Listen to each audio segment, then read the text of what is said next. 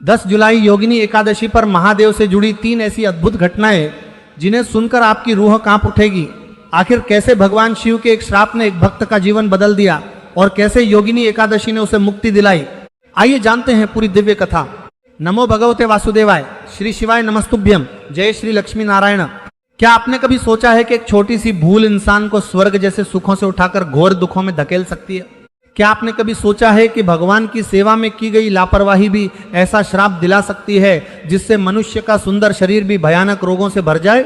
और क्या आपने यह भी सुना है कि साल में आने वाली एक ऐसी दिव्य एकादशी है जिसके प्रभाव से जन्मों जन्मों के पाप भी नष्ट हो जाते हैं और खोया हुआ सौभाग्य फिर से लौट आता है?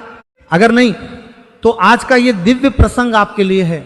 दोस्तों, 10 जुलाई को आने वाली योगिनी एकादशी केवल एक व्रत नहीं बल्कि भगवान श्री हरि विष्णु की असीम कृपा प्राप्त करने का एक दुर्लभ अवसर मानी जाती है। पुराणों में इसकी महिमा इतनी महान बताई गई है कि कहा गया है जो पुण्य हजारों ब्राह्मणों को भोजन कराने, अनेक यज्ञ करने और तीर्थों में स्नान करने से मिलता है, वही पुण्य श्रद्धा और नियम पूर्वक योगिनी एकादशी का व्रत करने से प्राप्त हो सकता है। लेकिन इस एकादशी का नाम योगिनी क्यों पड़ा? आखिर कौन था वो व्यक्ति जिसने भगवान शिव की सेवा में एक छोटी सी गलती कर दी और भयंकर श्राप का भागी बन गया? कैसे उसका पूरा जीवन बदल गया और फिर कैसे भगवान श्रीहरि की इस पावन एकादशी ने उसे श्राप से मुक्त कर दिया? आज मैं आपको वही अद्भुत और हृदय को छू लेने वाली कथा सुनाने जा रहा हूं जिसका वर्णन प्राचीन पुराणों में मिलता है। यह केवल एक कहानी नहीं बल्कि कर्म, भक्ति और भगवान की कृपा का ऐसा रहस्य है जिसे हर सनातनी को अवश्य जानना चाहिए। कथा प्रारंभ करने से पहले आप सभी से एक छोटी सी प्रार्थना है। यदि आपके हृदय में भगवान विष्णु, माता लक्ष्मी, भगवान शिव और सनातन धर्म के प्रति श्रद्धा है तो इस वीडियो को अभी लाइक कर दीजिए। चैनल पर नए हैं तो सब्सक्राइब करके बेल आइकन अवश्य दबाइए ताकि धर्म, व्रत, कथा और पुराणों की ऐसी ही दिव्य जानकारियां सबसे पहले आपको मिलती रहें। अब आइए चलते हैं उस दिव्य काल में। बहुत समय पहले हिमालय के उत्तर दिशा में भगवान शिव की प्रिय नगरी अलकापुरी थी। उस नगरी पर धन के देवता कुबेर का शासन था। कुबेर भगवान शिव के परम भक्त थे। प्रतिदिन प्रातः काल वे पूरे विधि विधान से भगवान शिव का रुद्राभिषेक करते और मानसरोवर से लाए गए सुगंधित पुष्प भगवान भोलेनाथ को अर्पित करते थे। इन पुष्पों को लाने का दायित्व कुबेर ने अपने एक अत्यंत विश्वसनीय यक्ष को सौंप रखा था। उस यक्ष का नाम था हेममाली। हेममाली का काम था कि वह प्रतिदिन प्रातः सूर्योदय से पहले मानसरोवर पहुंचकर ताजे और सुगंधित फूल तोड़े और समय पर भगवान शिव की पूजा के लिए कुबेर के पास पहुंचा दे। हेममाली अपनी सेवा पूरी निष्ठा से करता था, लेकिन उसकी एक बहुत बड़ी कमजोरी थी। उसे अपनी अत्यंत सुंदर पत्नी विशालाक्षी से बहुत अधिक मोह था। वह उसे इतना प्रेम करता था कि कई बार अपने कर्तव्य को भी भूल जाता था। एक दिन ऐसा हुआ जिसने उसके पूरे जीवन की दिशा बदल दी। उस दिन भी हेममाली मानसरोवर से सुंदर पुष्प लेकर लौट आया था, लेकिन जैसे ही वह अपने घर पहुंचा अपनी पत्नी विशालाक्षी के प्रेम और स्नेह में ऐसा डूब गया कि भगवान शिव की पूजा के लिए वे पुष्प समय पर पहुंचाना ही भूल गया। उधर कुबेर पूजा के लिए तैयार बैठे थे। अभिषेक का समय निकलता जा रहा था लेकिन पुष्प नहीं पहुंचे। पहले उन्होंने प्रतीक्षा की, फिर चिंता हुई और अंत में क्रोध उत्पन्न हो गया। उन्होंने तुरंत अपने सेवकों को आदेश दिया, जाओ पता लगाओ कि हेममाली कहाँ है। कुछ ही देर बाद सेवक लौटे और जो समाचार उन्होंने सुनाया उसे सुनकर कुबेर का क्रोध 7वें आसमान पर पहुंच गया। उन्होंने कहा, महाराज, हेममाली पुष्प लेकर अपने घर तो आ गया था लेकिन वह अपनी पत्नी के साथ विलास में मग्न हो गया और भगवान शिव की पूजा के लिए पुष्प लाना ही भूल गया। यह सुनते ही कुबेर की आंखें क्रोध से लाल हो उठी। उन्हें लगा कि यह केवल उनकी नहीं स्वयं भगवान शिव की सेवा का अपमान है। अब आगे क्या हुआ? कुबेर ने हेममाली को कौन सा भयानक श्राप दिया? कैसे एक क्षण की भूल ने उसके सुंदर शरीर को भयंकर रोग से भर दिया और कैसे योगिनी एकादशी ने उसे उस श्राप से मुक्त कराया?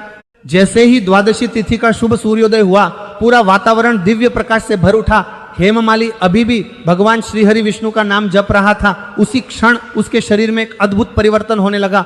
जो शरीर वर्षों से भयंकर कुष्ठ रोग से पीड़ित था वह धीरे धीरे स्वस्थ होने लगा। घाव मिटने लगे, दुर्गंध समाप्त हो गई और कुछ ही क्षणों में उसका शरीर पहले की तरह सुंदर, तेजस्वी और दिव्य हो गया। हेममाली की आंखों से आनंद के आंसू बहने लगे। उसने हाथ जोड़कर भगवान श्रीहरि विष्णु का बार बार धन्यवाद किया। उसे समझ आ गया कि सच्चे मन से किया गया पश्चाताप और भगवान की भक्ति कभी व्यर्थ नहीं जाती।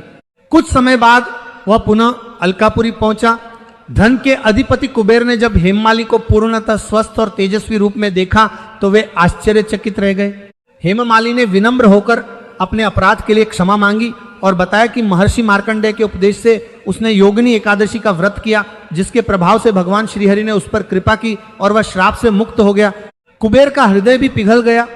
उन्होंने हेममालिनी को क्षमा कर दिया और उसे पुनः भगवान शिव की सेवा का वही पवित्र दायित्व सौंप दिया। इसके बाद हेममालिनी अपनी पत्नी विशालाक्षी के साथ सुखपूर्वक रहने लगा और जीवन भर भगवान शिव तथा भगवान विष्णु की भक्ति करता रहा। यही है योगिनी एकादशी की पवित्र कथा। इसी कथा को सुनाने के बाद भगवान श्री कृष्ण ने अर्जुन से कहा, हे पार्थ, जो मनुष्य श्रद्धा और नियम पूर्वक योगिनी एकादशी का व्रत करता है उसके पाप नष्ट हो जाते हैं और उसे शुभ फल प्राप्त होते हैं, इसलिए इस एकादशी का व्रत अवश्य करना चाहिए। अब आइए जान लेते हैं कि 10 जुलाई योगिनी एकादशी के दिन किन बातों का विशेष ध्यान रखना चाहिए। सबसे पहले प्रातः ब्रह्म मुहूर्त में उठकर स्नान करें और स्वच्छ सात्विक वस्त्र धारण करें। भगवान श्री हरि विष्णु और माता लक्ष्मी का पूजन करें। उन्हें पीले पुष्प, तुलसी दल और फल अर्पित करें। पूरे दिन यथाशक्ति उपवास रखें और नमो भगवते वासुदेवाय या विष्णवे नमः मंत्र का जप करें। यदि स्वास्थ्य अनुमति दे तो रात्रि में भगवान के नाम का भजन, कीर्तन और जागरण करें। अगले दिन द्वादशी तिथि में विधि पूर्वक पारण करें तथा यथाशक्ति दान अवश्य दें। इस दिन कुछ बातों से विशेष रूप से बचना चाहिए।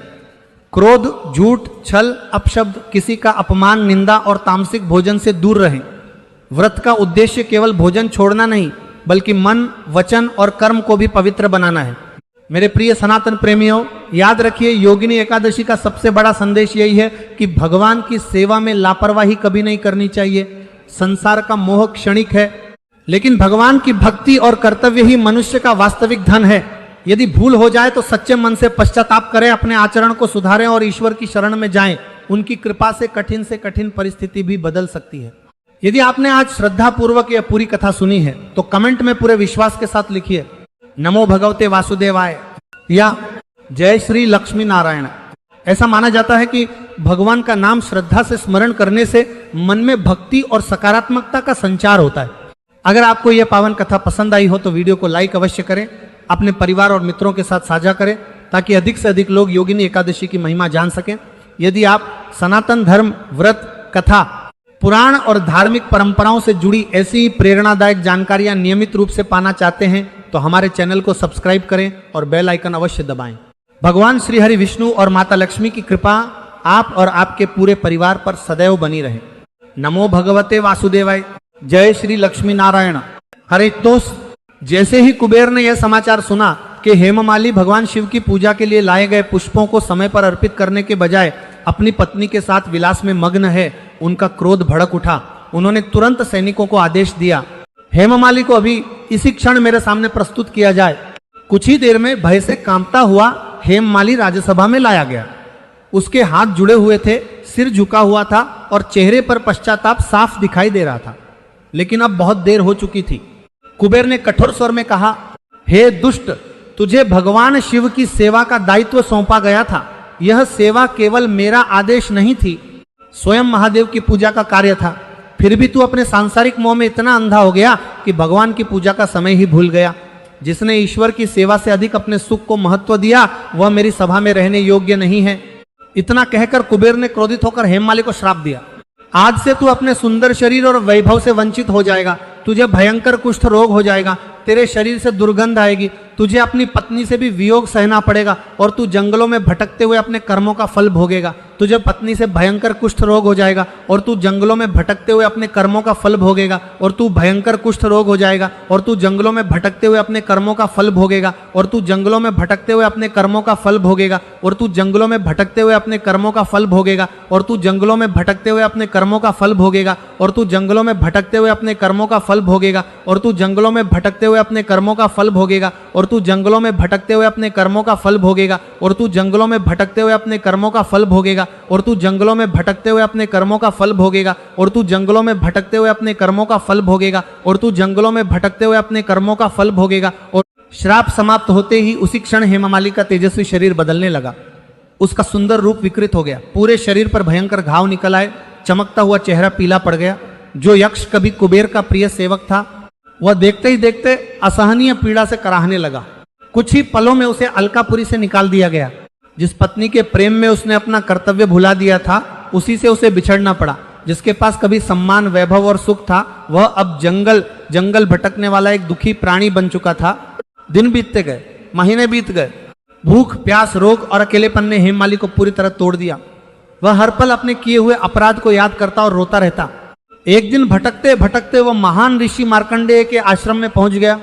ऋषि मार्कंडेय ने अपनी दिव्य दृष्टि से उसके पिछले जन्म और वर्तमान जीवन का पूरा कारण जान लिया। उन्होंने देखा कि यह व्यक्ति मूल रूप से दुष्ट नहीं है, बल्कि एक भूल के कारण भारी कष्ट भोग रहा है। हेममाली ऋषि के चरणों में गिर पड़ा और फूट फूट कर रोने लगा। वह बोला, हे महर्षि, मैंने अज्ञानवश भगवान की सेवा में लापरवाही की। आज मैं अपने कर्मों का फल भोग रहा हूं। कृपा करके ऐसा उपाय बताइए जिससे मेरा यह भयंकर दुख समाप्त हो जाए। मार्कंडेय ऋषि का हृदय दया से भर उठा। उन्होंने कहा, हे हेममाली, संसार में ऐसा कोई पाप नहीं जिसे भगवान श्रीहरि की कृपा नष्ट न कर सके। अब आषाढ़ मास के कृष्ण पक्ष में आने वाली योगिनी एकादशी निकट है। यदि तुम पूरी श्रद्धा, नियम और भक्ति के साथ इस एकादशी का व्रत करोगे, भगवान विष्णु का स्मरण करोगे और रात्रि भर उनके नाम का कीर्तन करोगे, तो तुम्हारे सभी पाप नष्ट हो जाएंगे और तुम श्राप से मुक्त हो जाओगे। यह सुनकर हेममाली के मन में आशा की नई किरण जाग उठी। उसने निश्चय किया कि अब वह अपने जीवन का प्रत्येक क्षण भगवान की भक्ति में लगाएगा। योगिनी एकादशी का दिन आया। हेममाली ने प्रातःकाल स्नान किया, भगवान श्रीहरि विष्णु का ध्यान किया, पूरे दिन उपवास रखा, किसी के प्रति बुरा विचार नहीं आने दिया और निरंतर नमो भगवते वासुदेवाय मंत्र का जप करता रहा। रात भर उसने जागरण किया और भगवान की स्तुति में लीन रहा। कहते हैं कि जैसे ही द्वादशी का सूर्योदय हुआ, भगवान श्रीहरि की कृपा से एक अद्भुत चमत्कार हुआ। आगे क्या हुआ? क्या हेममाली का भयंकर कुष्ठ रोग सचमुच समाप्त हो गया? क्या उसे अपनी पत्नी विशालाक्षी वापस मिली? और भगवान श्री कृष्ण ने अर्जुन से योगिनी एकादशी की महिमा के बारे में क्या कहा?